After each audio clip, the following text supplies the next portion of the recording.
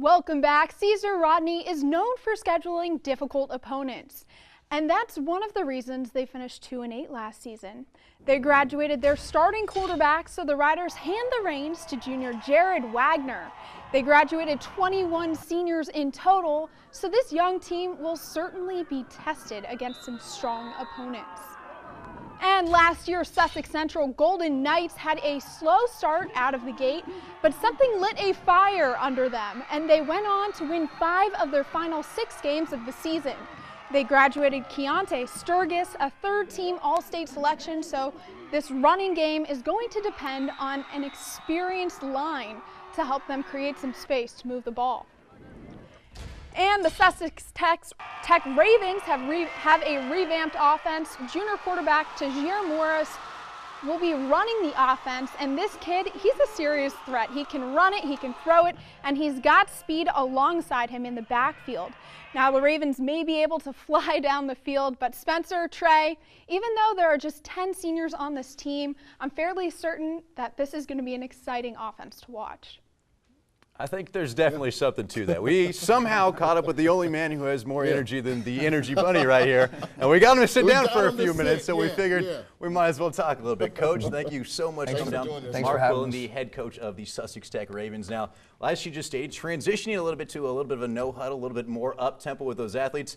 A far cry different from the days of when you had Kenai Kane and Pat Griffin just running downhill and run people over. Those were 2 good running backs. We would kind of slow the game down and use that power to use the clock and eat up on people. So we're not quite as big as we were last year as far as that big skill back, but we're using our speed, using the perimeter game. 2 good quality scrimmages in our belt, so we're steadily getting better each day. And Coach, one of the things we touched on when we came and saw you was the youth on your team. Only 10 seniors on this team. How's that coming in, and how are things gelling with those guys? You know, I'll be honest with you, those 10 seniors have done a great job all summer long leading those young guys. We've got a big junior class, so although I say young, we still have a nice junior class, and kudos to our 10 seniors. They're really leading those guys and bringing them up to the level they need to be.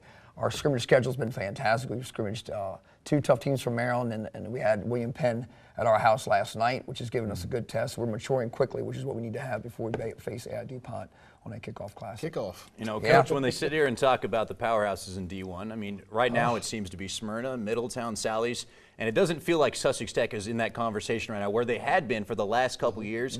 Is that just indicative of everyone else kind of getting a little bit better, or is that to say that you're having a young team and maybe taking a step back this season? I think probably a little bit of both. I mean, Sally's is always good. Middletown's always good. Smyrna is really getting much better over the years. You know, last year, of course, was their big year, and they'll be good again this year. So usually that top 5 are battling. Now, we can't quite get ourselves into that top 5, and that's what we talked about in our offseason. We need to pick up our offseason a little bit, be a little more competitive in our scrimmages earlier to put us in that top division. We end up scrimmaging William Penn, one of the best teams in the state again, last night to kind of put us in that spot and see how we can get tested early. So we're ready to go for that game 1. And Coach, you touched on a game 1, DFRC Classic. What does it mean to host a game like that? I tell you what, we're so excited. We really are. Our school's excited, our fans are excited, our administration's excited.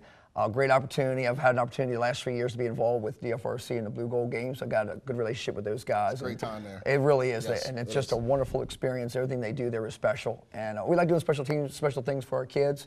And we're excited about we're excited about the kickoff, especially that Thursday night. Yes, really are. Thursday night football. Coach, I'm gonna throw something at you. I don't know if you play much fantasy football, but let's just imagine you did. And you're in a situation right now where you got the first overall pick. Only 2 people on the board right now are Travis Quillen and Nathaniel Quillen, and you have to go with one of your boys, coaching them both. Which one are you taking in this situation? I need to know. The people at home want to know. Well, we're playing football or lacrosse? Oh, that's a good call. Let's start with football. I'll probably take the taller one as a receiver for Travis being the oldest. But the youngest one is a little nastier, so I'll take him on a football field. But they're both pretty even. They're both jobbing just as crazy, if that matters at all. So. Both pretty good athletic. Crazy definitely matters on the football field. Coach, thank you so much for joining us. Thank you so much for having me. We can't wait to watch you on that DFRC Classic, like we said, man. All right, we wrap things up, guys, on the Head Open North. Time to head up north in Maryland, the Bayside North. It is your turn, baby, when DSI returns. This is Perez Nichols, quarterback for Law High School, and you're watching Delmarva Sports Insider.